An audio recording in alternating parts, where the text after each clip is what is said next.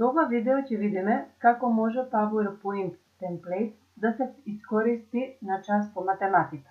Односно ќе покажеме каде може да се даунлодира PowerPoint фајлот, како се уредува PowerPoint фајлот и како може фајлот да го користиме со учениците. PowerPoint темплейт се даунлодира од страната што ја гледате, односно projectmath.ie.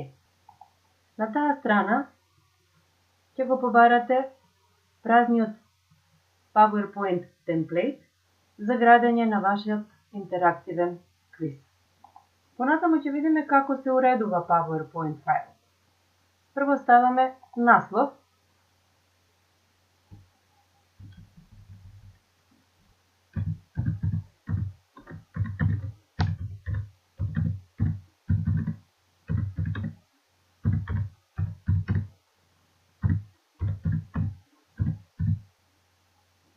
понатаму кликаме на Select и Selection Pane. Ова помага полесно да се селектираат објектите, да се измени нивниот редослед или да се измени видливоста.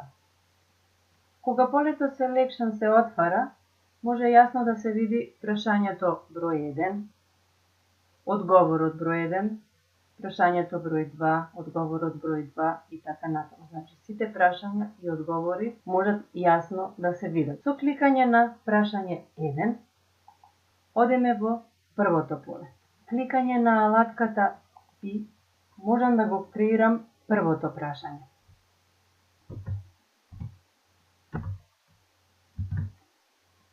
Со кликање на одговор 1 го пишуваме одговорот.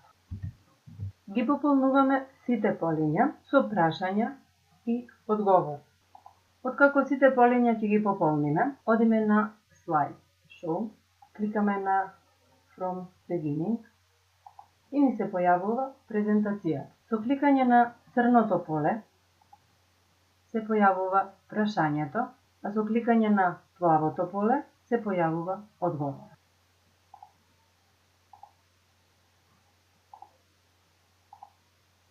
Користењето на овој фајл дава помош на час по математика. Може да го користиме во вид на интерактивен квиз за учениците, може да го користиме за вежби и повторување. Учениците со овој фајл имаат само контрола на час.